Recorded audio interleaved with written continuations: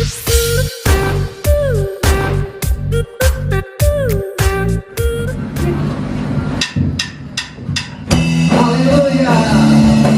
Mereka memuji Tuhan, meninggikan nama-Nya karena Dia telah baik bagi kita.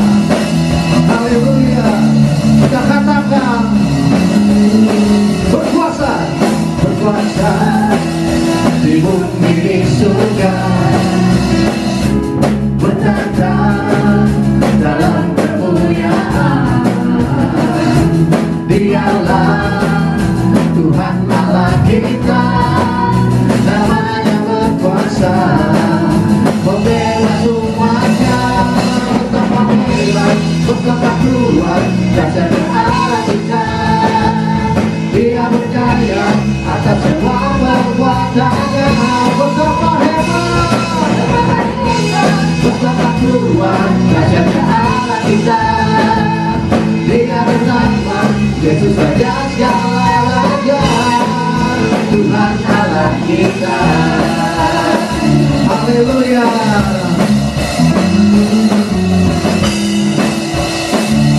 Kita katakan sekali lagi sama-sama, berkuasa, berkuasa di bumi di surga, bertata dalam kemuliaan. Dialah Tuhan Allah kita, namanya berkuasa, membela umatnya. Betapa hebat, betapa kuat dasarnya Allah kita. Dia berjaya atas semua perbuatannya. Betapa dasarnya Allah kita. Dia nama Yesus Raja segala raja. Betapa hebat, betapa hebat, betapa kuat dasarnya Allah kita. Dia berjaya atas semua perbuatannya. Betapa hebat, betapa kuat dasarnya Allah kita.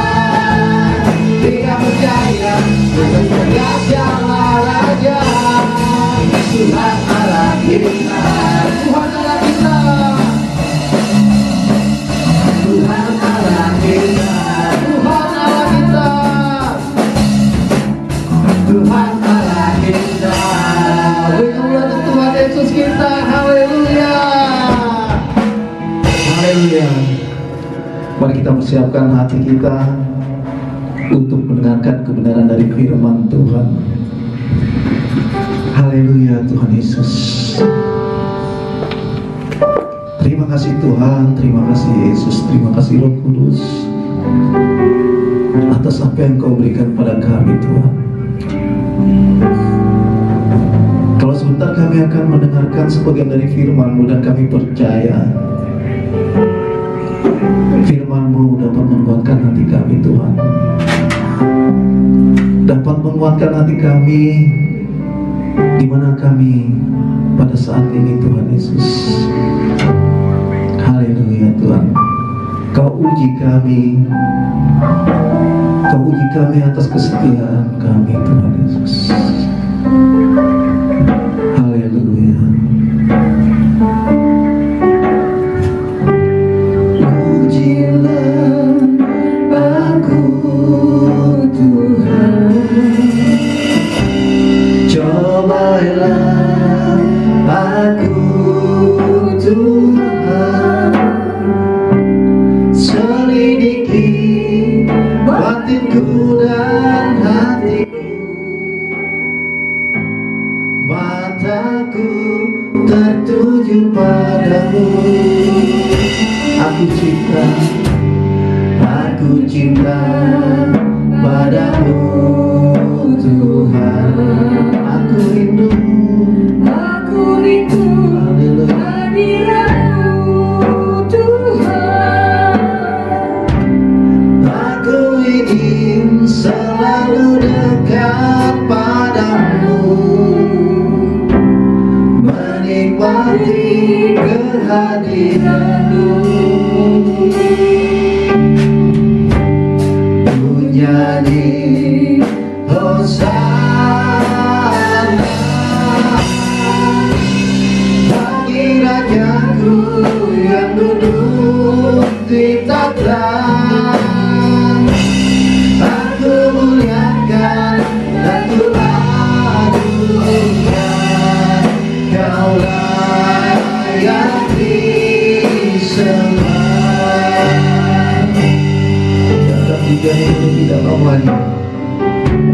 rasakan kehadiran Tuhan. Rasakan Dia hadir di tempat ini. Haleluya. Pujilah aku Tuhan.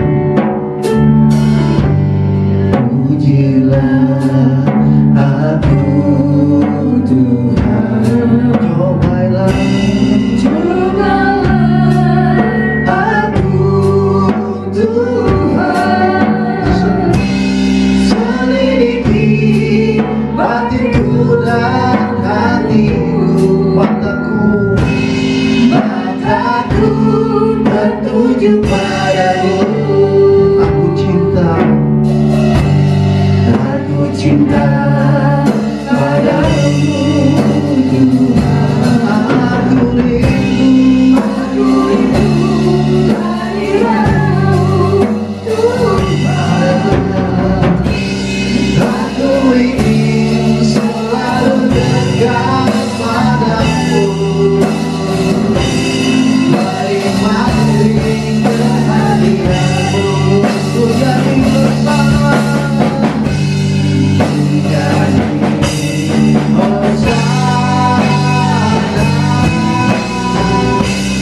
bagi rajaku yang dulu diciptakan. Aku muliakan dan ku anugerahkan. Kau layak disembah.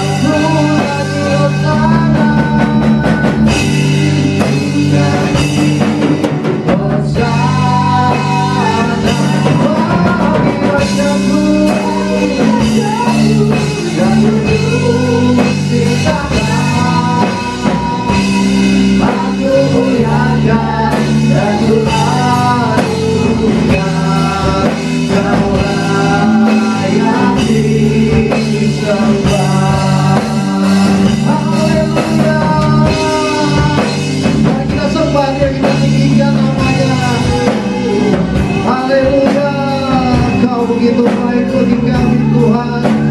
Kau yang begitu besar. Kami percaya Tuhan Kau melindungi kami. Haleluya. Terima kasih Tuhan. Terima kasih Tuhan. Kami bersyukur. Haleluya. Kau begitu haleluya, haleluya, haleluya.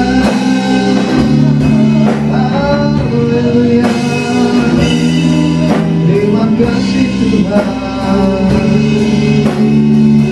Haleluya Yesus. Ku nyanyi Hosana bagi Rajaku yang duduk di tahta. Aku muliakan dan ku agungkan. Kau layak disembah. Kau jadi Hosana, Hosana bagi Rajaku yang duduk di tahta. Aku muliakan dan ku agungkan. Kau layak disembah. Kau layak disembah. Kau layak disembah. Kau layak disembah.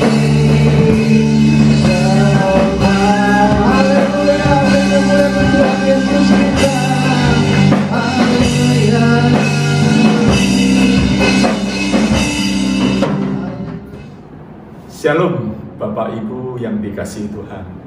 Sebelum kita mendengarkan firman Tuhan, mari kita tundukkan kepala, kita berdoa.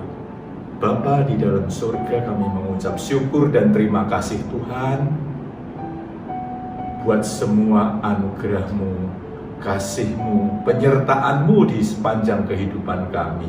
Saat ini Tuhan, kami mau mendengar kebenaran firman-Mu. Pimpin kami ya Tuhan, ajar kami Tuhan, supaya kami mengerti akan kebenaran-kebenaran firman-Mu ini ya Tuhan. Dan biarlah kami mampu melakukannya di sepanjang hidup kami. Kami sambut kebenaran firman-Mu di dalam nama Tuhan Yesus Kristus. Haleluya. Amin. Bapak Ibu yang dikasihi Tuhan,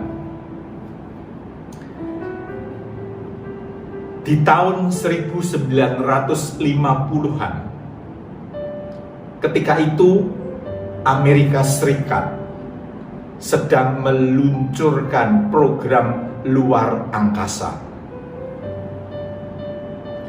Pemerintah Amerika mencari dari berbagai negara bagian, mencari orang-orang yang akan dijadikan astronot. Mereka mengikuti bermacam-macam ujian dan tes, baik kesehatannya, kecerdasannya,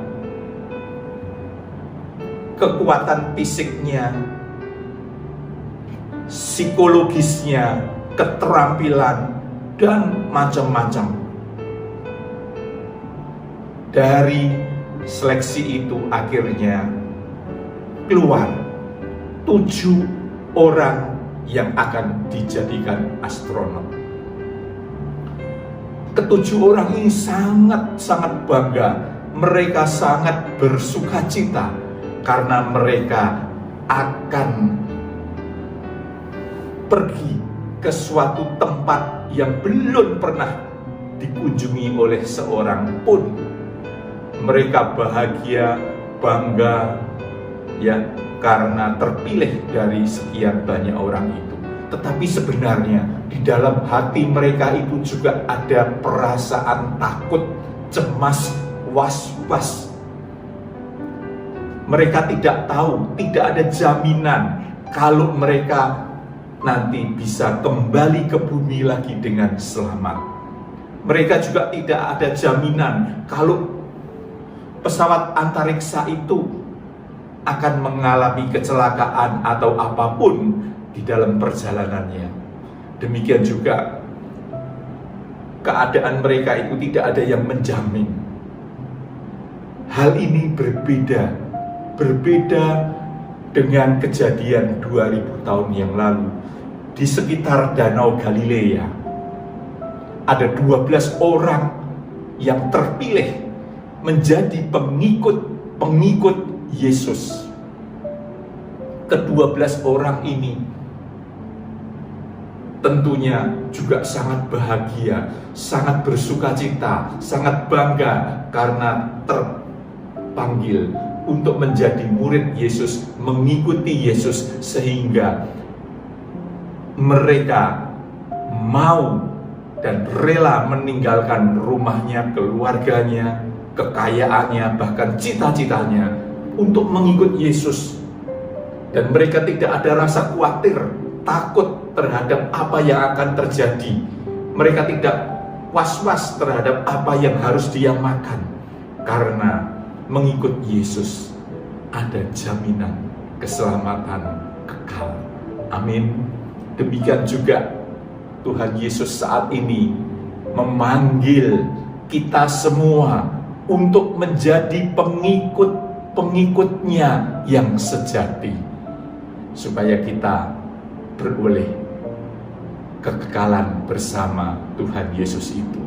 Untuk itulah Bapak Ibu yang dikasihi Tuhan, pada kesempatan hari ini, lewat streaming video ini, saya akan berkhotbah dengan judul Jadilah Pengikut Kristus yang Sejati. Jadilah pengikut Kristus yang sejati, yang didasarkan pada Injil Lukas 9 ayatnya yang ke-23. Lukas 9 ayat yang ke-23, demikian firman Tuhan. Katanya kepada mereka semua, setiap orang yang mau mengikut aku, ia harus menyangkal dirinya memikul salibnya setiap hari dan mengikut aku.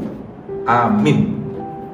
Dari ayat ini jelas kita bisa memahami bahwa mengikut Yesus itu bukanlah hal yang mudah.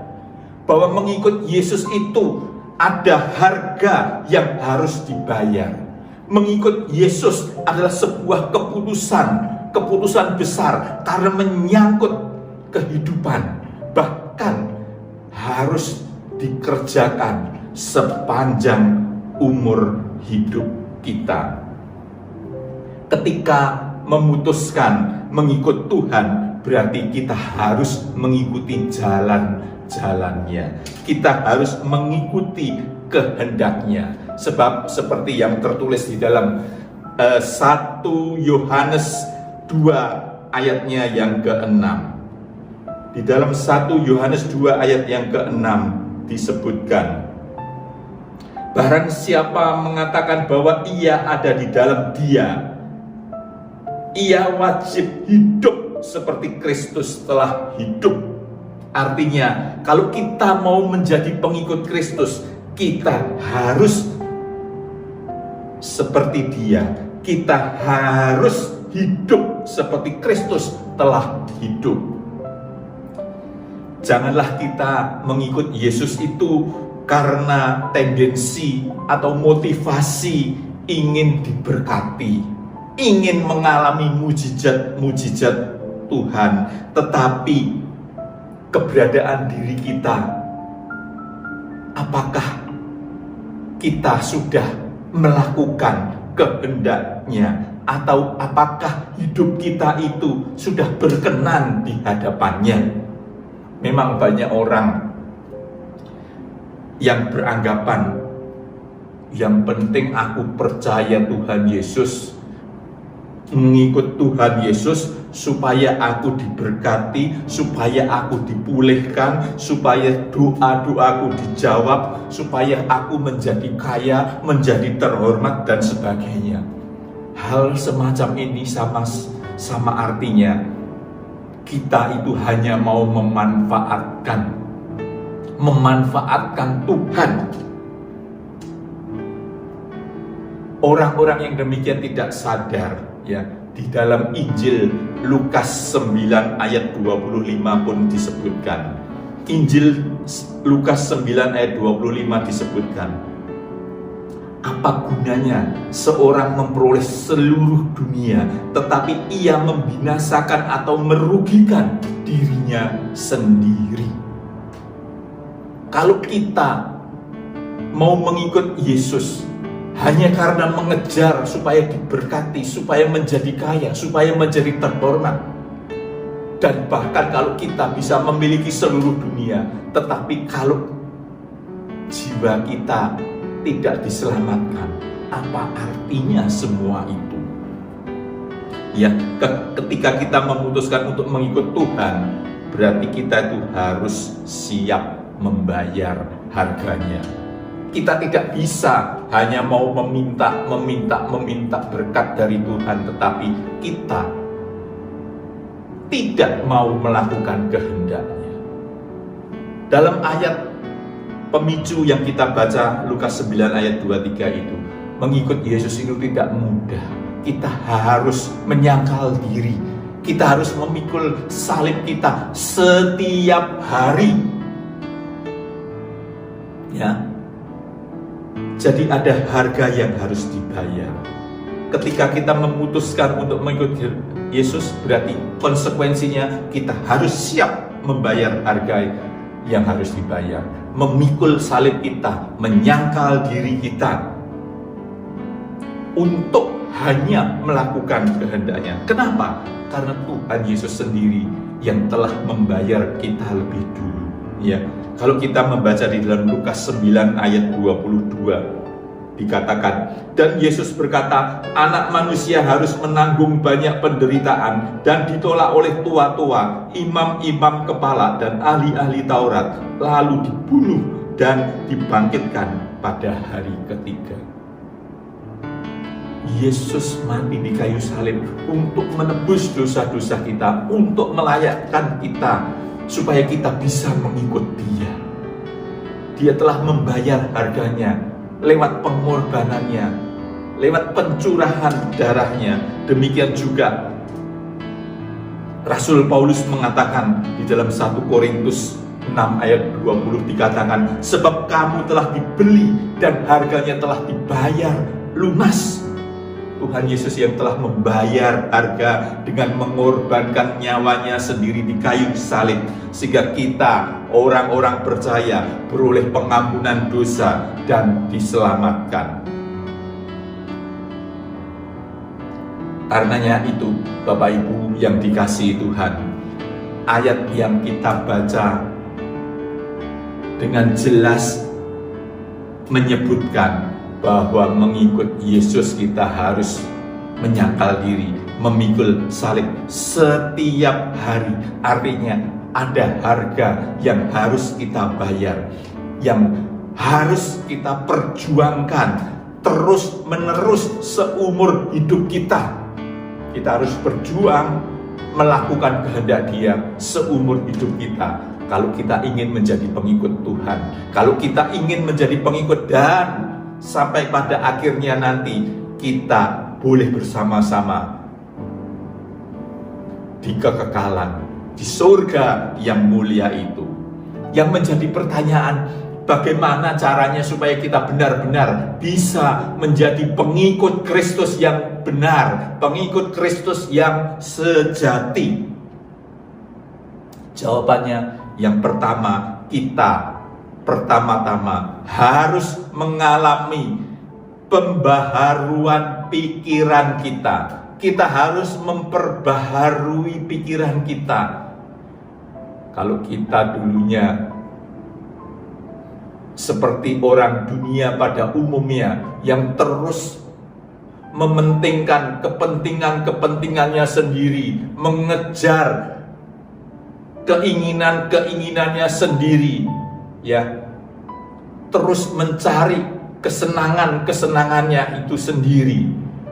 Tentunya hal-hal yang demikian ini bukan kehendak Tuhan, dan itu harus dirombak dulu. Kalau dulunya kita adalah seorang pendosa, kalau tidak dirombak pikiran kita, tidak diperbaharui pikiran kita, bagaimana mungkin kita bisa menjadi pengikut Kristus? Rasul Paulus di dalam Roma 12 ayat 2 mengatakan dengan jelas, janganlah kamu menjadi serupa dengan dunia ini, tetapi berubahlah oleh pembaharuan budimu, sehingga kamu dapat membedakan mana kehendak Allah, apa yang baik, yang berkenan kepada Allah, dan yang sempurna. Agar kita bisa menjadi pengikut Kristus yang sejati, ada harga yang harus dibayar, perlu perjuangan. Dan untuk mencapai hal tersebut, kita pertama-tama harus mengikuti nasihat Rasul Paulus ini, yaitu kita harus menjadi tidak serupa dengan orang dunia, akan tetapi berubah lewat pembaharuan budi kita, pembaharuan pikiran kita, supaya kita tidak bisa mengerti kehendak Allah. Ya, tidak mungkin kita bisa menjadi pengikut Kristus namun kita tidak mengerti akan kehendak Allah. Supaya kita bisa mengerti kehendak Allah, ya kita harus membaharui pikiran kita. Memperbaharui pikiran kita untuk tidak seperti orang dunia lagi. Orang dunia yang mengejar kepentingan, keinginan sendiri, egois, pendosa dan sebagainya, itu harus kita kikis habis. Kita rubah menjadi pemikiran yang baru. Agar bisa mengalami pembaharuan pikiran ini, pastinya kita akan bertanya bagaimana caranya. Minimal kita harus melakukan 3 cara ini. Yang pertama, kita harus menjadi petobat yang sejati. Artinya kita harus benar-benar bertobat dengan benar, bertobat dengan sungguh-sungguh. Ada banyak orang yang berpikiran keliru. Mereka mengira bahwa setelah percaya bahwa Yesus itu Tuhan dan Juru Selamat, oh selesai, dosanya sudah diampuni, ya. Nanti kalau mati masuk surga.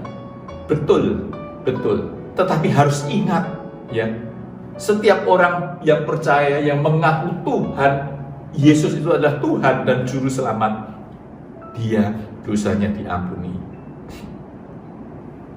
Namun harus diingat, manusia sekalipun dia adalah seorang pendeta, dia memiliki kodrat dosa yang harus dihilangkan. Dia memiliki potensi untuk melakukan dosa-dosa lagi. Dan itulah yang harus kita lawan. Kita harus menjadi petobat yang sejati. Justru kalau kita udah merasa percaya kepada Tuhan Yesus, dosa sudah diampuni dan beroleh keselamatan itu, keselamatan itulah yang harus kita pertahankan. Mana mungkin orang diselamatkan tetapi tindak tanduknya, kelakuannya berlumuran dengan dosa? Tidak mungkin kan?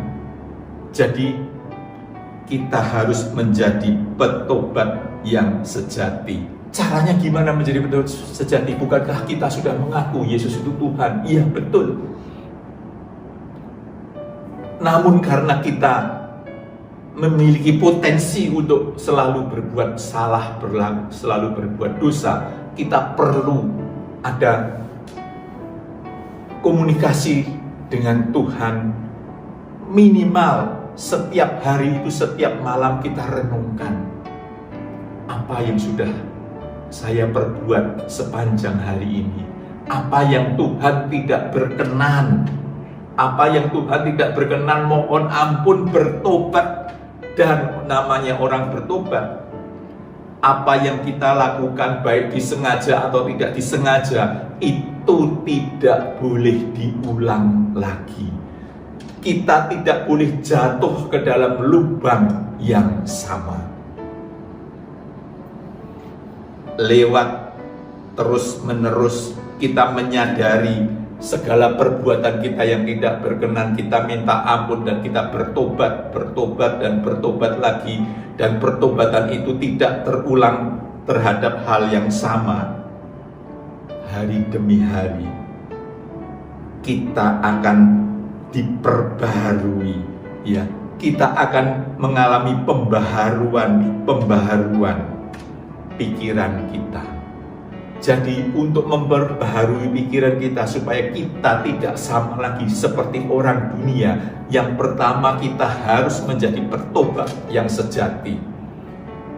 Petobat yang sejati adalah orang yang mau menyadari setiap langkah yang salah, yang Tuhan tidak berkenan kita mohon ampun, kita stop, kita tidak melakukan lagi. Dan kemudian kita harus mengalami kelahiran baru. Kelahiran baru yang benar. Karena banyak orang mengaku sudah dilahirkan baru. Aku sudah lahir baru. Aku sudah percaya Yesus sudah lahir baru. Tetapi mereka masih hidup bergelimangan dengan dosa. Masih penuh dengan hawa nafsu, perbuatan-perbuatan dosa. Percabulan, iri hati, dengki, masih terikat dengan kepercayaan yang Tuhan tidak berkenan, ya. Dan lebih-lebih lagi mereka masih terikat dengan percintaan dengan dunia, masih mengejar keinginan-keinginan, masih mengutamakan egonya sendiri. Orang-orang yang mengalami kelahiran baru itu tidak demikian. Orang yang lahir baru itu sudah benar-benar baru, yang lama sudah tidak ada lagi. Dia tidak akan hidup di dalam dosa, dia tidak akan hidup di dalam kegelapan, karena dia sudah menjadi ciptaan yang baru. Jadi kalau orang yang sudah benar-benar hidup baru, yang ada di dalam pikiran dia itu bukan hal-hal yang duniawi, hal-hal yang mengejar keinginan-keinginannya sendiri, tetapi yang ada di dalam pikirannya adalah kehendak Allah yang dipikirkan dan yang dilakukan. Jadi kalau orang mengaku dia sudah lahir baru, tentunya cara berpikirnya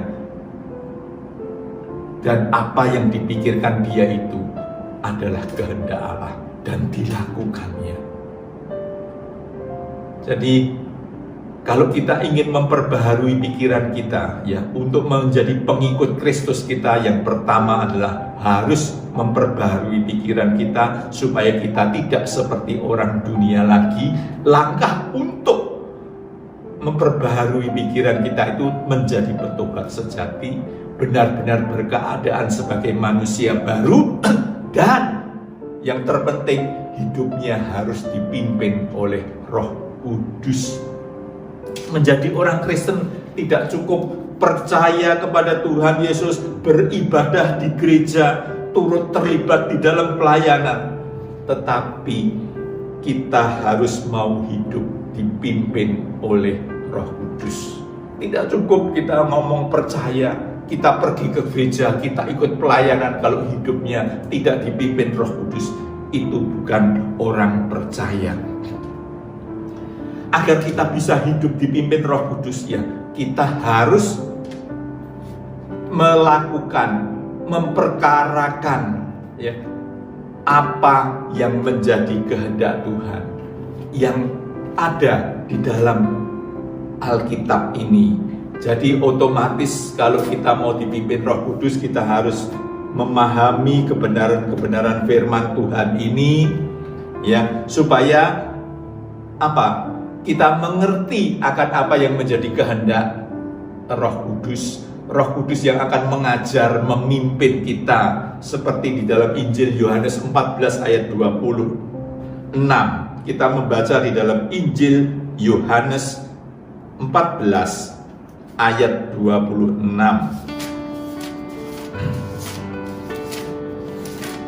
Injil Yohanes 14 ayat 26. Tetapi penghibur, yaitu Roh Kudus yang akan diutus oleh Bapa dalam namaku, dialah yang akan mengajar segala sesuatu kepadamu dan akan mengingatkan kamu akan semua yang telah kukatakan kepadamu. Roh Kudus ini akan memimpin kita, akan mengajar kita, akan mengingatkan kita akan apa yang dikehendaki Allah. Mengajar, mengingatkan kepada kamu akan semua yang telah kukatakan kepadamu. Apa yang dikatakan? Firman ini. Jadi kita perlu mendalami firman, merenungkan firman, mendengarkan khotbah, membaca buku-buku rohani, sehingga kita memiliki pengetahuan yang cukup tentang kebenaran Allah, sehingga ketika Roh Kudus mengajarkan kepada kita, mengingatkan kepada kita, menuntun kepada kita, kita bisa match, kita bisa berjalan beriringan, kita bisa benar. Dan untuk itu juga kita perlu ada kesediaan untuk menundukkan diri, bersedia dikoreksi, ditegur, diarahkan oleh Roh Kudus. Setiap orang pasti dalam hidupnya itu punya banyak masalah ya. Dalam menghadapi masalah, kalau orang tersebut hidupnya dipimpin Roh Kudus, Roh Kudus adalah sebagai konselor kita, dia sebagai pembimbing kita, penasehat yang ajaib. Dia akan mengarahkan kita untuk melangkah langkah mana yang harus diambil, jalan mana yang benar, sehingga kita tidak akan terjebak, sehingga kita tidak akan tersesat, sehingga kita memiliki jalan keluar dan kita beroleh kemenangan. Amin. Semakin hidup kita ini dipimpin oleh Roh Kudus, kita semakin memiliki kepekaan rohani. Ya, di dalam Ibrani 15 ayat 14. Ibrani 5 ayat 14 disebutkan, tetapi makanan keras adalah untuk orang-orang dewasa yang karena mempunyai panca indera yang terlatih untuk membedakan yang baik daripada yang jahat. Jadi kalau kita hidupnya dipimpin Roh Kudus, kita ini semakin terlatih bisa membedakan mana yang baik, mana yang jahat, bisa tahu apa yang Tuhan kehendaki dan apa yang Tuhan tidak kehendaki.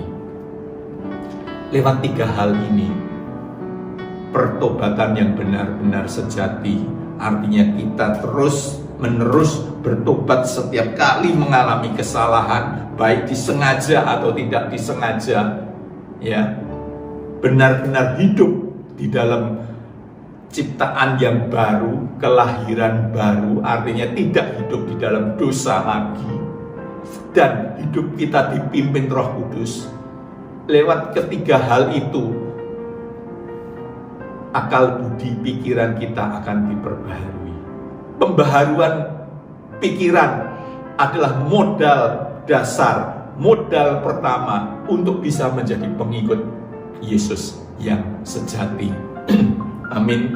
Yang kedua, setelah kita mengalami pembaharuan pikiran, kita juga harus bisa menjadi serupa dengan Kristus. Kita harus bisa menjadi serupa dengan Kristus. Di dalam 1 Yohanes 2 ayatnya yang ke-6 disebutkan, barang siapa mengatakan bahwa ia ada di dalam Dia, ia wajib hidup sama seperti Kristus telah hidup. Kita tidak bisa secara otomatis menjadi serupa dengan Yesus hanya karena kita menjadi orang Kristen. Serupa dengan Yesus itu tidak berarti setara, setingkat dengan Yesus, bukan. Tetapi apa? Serupa dengan Yesus itu kita harus memiliki pikiran, perasaan seperti pikiran dan perasaan Yesus. Ya, kalau kita membaca di dalam Filipi 2 ayat yang ke-5 dan ke-6 disebutkan, hendaklah kamu dalam hidupmu bersama menaruh pikiran dan perasaan yang terdapat juga di dalam Kristus Yesus. Amin. Untuk mencapai hal tersebut diperlukan perjuangan. Untuk kita bisa memiliki pikiran, perasaan, dan karakter seperti Yesus, perlu seumur hidup kita berjuang, memiliki komitmen yang sungguh-sungguh supaya kita bisa memiliki keserupaan dengan Yesus itu.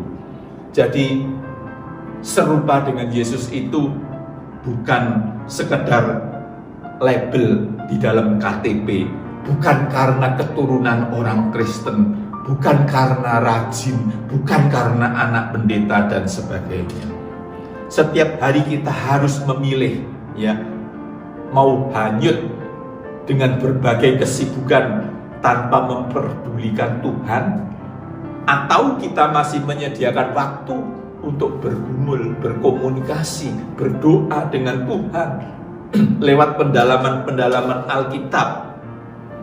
Memang kenyataannya saat ini banyak orang Kristen yang mengalokasikan waktunya hanya untuk kesibukan-kesibukan dunia, tetapi tidak menyediakan waktu untuk Tuhan.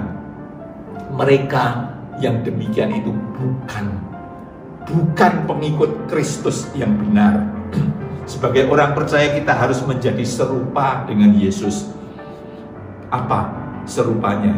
Selain tadi disebutkan pikiran, perasaan, tutur kata dan perilaku pun kita harus seperti Kristus. Ya, pernahkah perkataan Tuhan Yesus menyakiti orang lain? Ya. Pernahkah dia mengucapkan kata-kata kasar, kata-kata kutuk terhadap orang?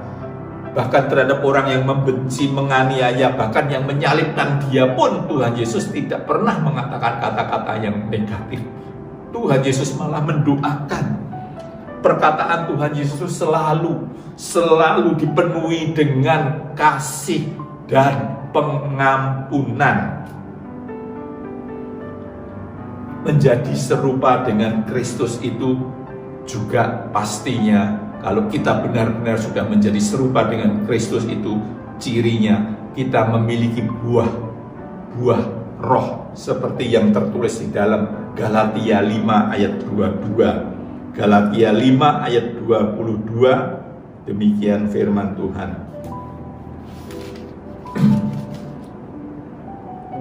Tetapi buah roh ialah kasih, sukacita, damai sejahtera, kesabaran, kemurahan, kebaikan, kesetiaan, kelemah lembutan, penguasaan diri. Kalau kita sudah membuahkan buah roh seperti ini, artinya kita sudah memiliki karakter yang seperti Tuhan Yesus, mengenakan pikiran dan perasaan seperti pikiran dan perasaan Tuhan Yesus. Ya, supaya kita bisa menjadi serupa dengan Tuhan Yesus, kita memang harus terus berjuang untuk mencapai hal tersebut memang tidak gampang.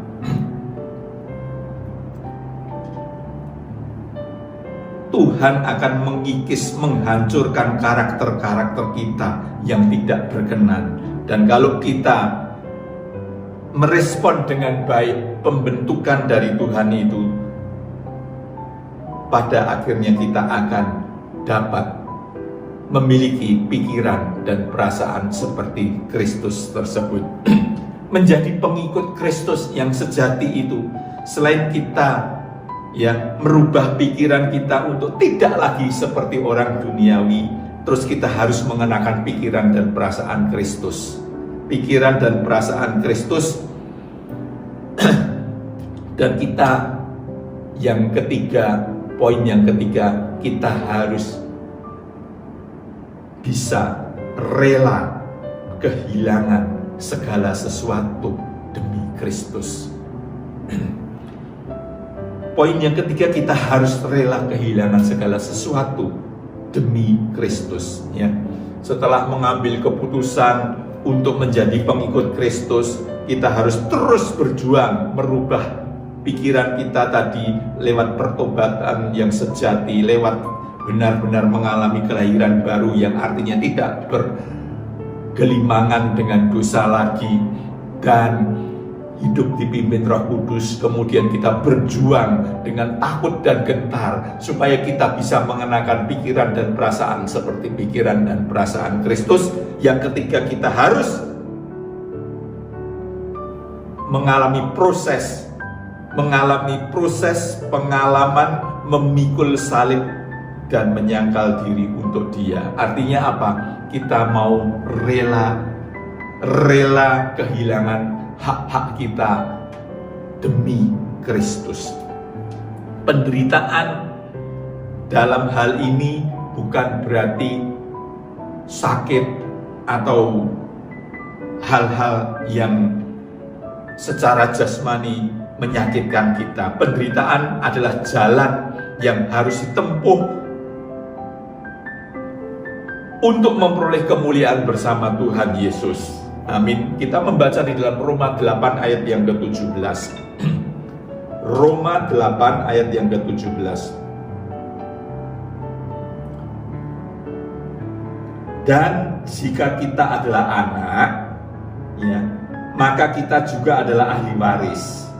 Maksudnya, orang-orang yang berhak menerima janji-janji Allah yang akan menerima bersama-sama dengan Kristus, yaitu jika kita menderita bersama-sama dengan Dia, supaya kita juga dipermuliakan bersama-sama dengan Dia.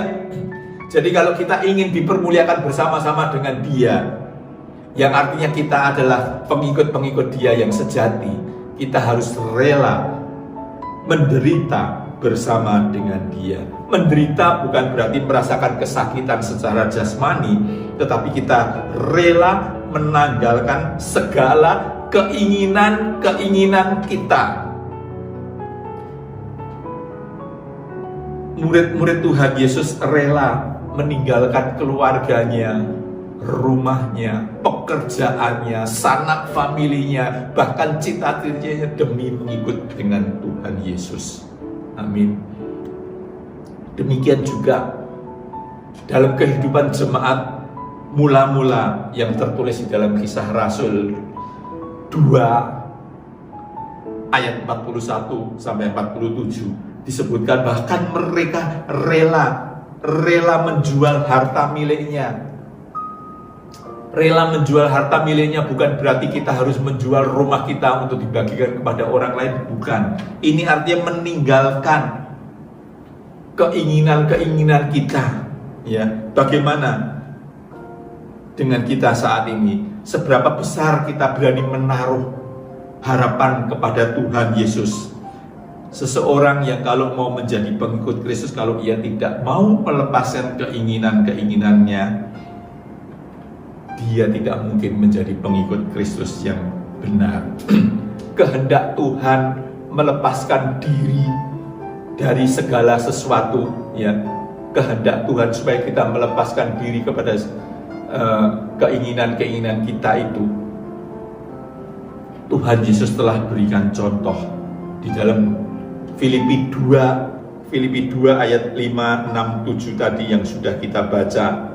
Dikatakan, hendaklah kamu dalam hidupmu bersama menaruh pikiran dan perasaan yang terdapat juga di dalam Kristus Yesus, yang walaupun dalam rupa Allah tidak menganggap kesetaraan dengan Allah itu sebagai milik yang harus dipertahankan, melainkan telah mengosongkan dirinya sendiri dan mengambil rupa seorang hamba dan menjadi sama dengan manusia.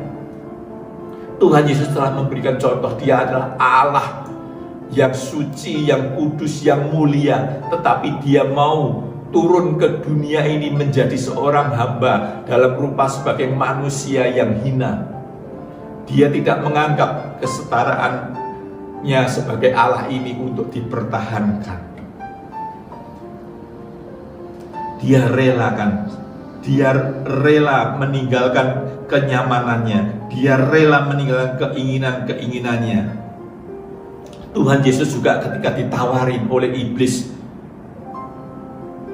tentang keindahan-keindahan dunia ini, apa jawaban Tuhan Yesus? Ketika Tuhan Yesus dibawa ke atas bukit, ditunjukkanlah gemerlapnya dunia ini yang telah dikuasakan kepada iblis untuk diberikan kepada Yesus asal dia mau menyembah kepada iblis. Tetapi Tuhan Yesus tidak bergeming dengan keindahan dunia itu. Dia menolak, karena bagi dia yang pantas dihargai, yang pantas diberi nilai tinggi hanyalah Tuhan Allah saja. Jika seseorang belum meninggalkan, relakan segala sesuatu keinginannya, maka ia belum bisa menjadi pengikut Kristus yang sebenarnya.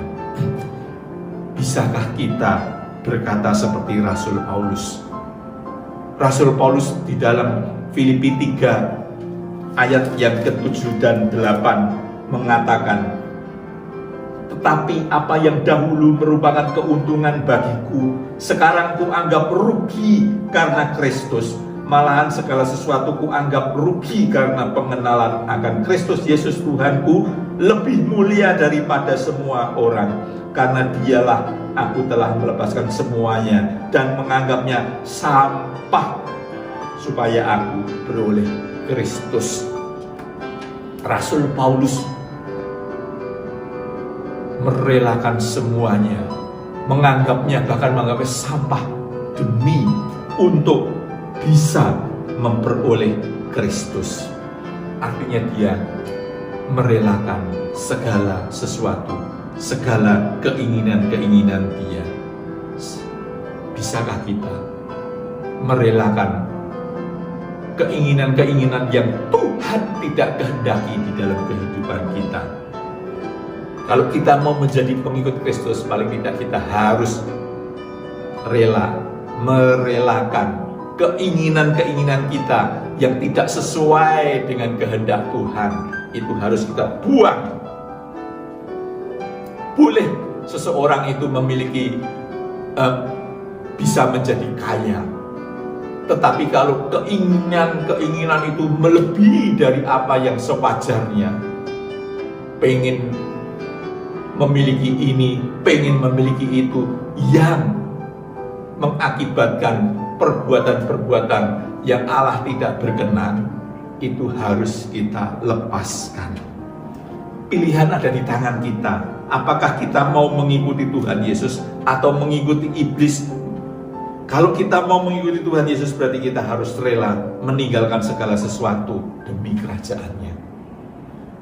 Apa yang ada di dunia ini hanya sementara. Ayat yang tadi kita baca mengatakan, apa artinya kita bisa memperoleh dunia tetapi kalau jiwa kita melayang? Kalau kita menjadi pengikut Yesus yang sejati, kita akan bersama Dia di dalam kekekalan, di langit yang baru, bumi yang baru. Amin. Bapak Ibu yang dikasihi Tuhan, kalau kita hendak menjadi pengikut Kristus yang sejati, kita harus mengalami perubahan pikiran, tidak lagi seperti orang dunia, melainkan menjadi serupa dengan Kristus dengan mengenakan pikiran dan perasaan seperti pikiran dan perasaannya. Dan kita harus rela meninggalkan segala sesuatu, hal-hal yang sifatnya duniawi, yang Tuhan tidak berkenan. Jadi menjadi pengikut Kristus itu ada jaminan keselamatan kekal. Kita akan ada di dalam langit baru, bumi yang baru, bersama-sama dengan Allah Bapa. Jadilah pengikut Kristus yang sejati lewat 3 hal yang tadi saya sebutkan. Ayo kita sama-sama membenahi diri kita, ya, mengubah konsep pikiran kita, membuang jauh hal-hal yang Allah tidak berkenan, ya, tidak menjadi seperti orang dunia lagi. Kita mengenakan pikiran dan perasaan seperti Kristus, dan kita tidak mengutamakan hal-hal yang duniawi. Kita rela meninggalkan hal-hal yang Allah tidak berkenan, dan yang kita cari adalah apa yang Tuhan kehendaki dan melakukannya. Puji Tuhan, kita semua akan menjadi pengikut Kristus yang sejati. Haleluya, haleluya, amin, amin. Mari kita tundukkan kepala, kita bersyukur atas kebenaran firman Tuhan ini, dan biarlah Roh Kudus memampukan kita untuk menjadi pelaku-pelaku kebenaran firman ini. Bapa di dalam surga, kami bersyukur buat kebenaran firman-Mu ini Tuhan. Tolong ya Roh Kudus, pimpin kami semua, ajar kami semua, ingatkan kami semua Tuhan akan kebenaran firman-Mu ini. Biarlah kami menjadi pengikut-pengikut Kristus yang sejati. Terima kasih Tuhan, di dalam nama Tuhan Yesus kami berdoa. Haleluya, amin, amin. Puji Tuhan, terima kasih Bapak.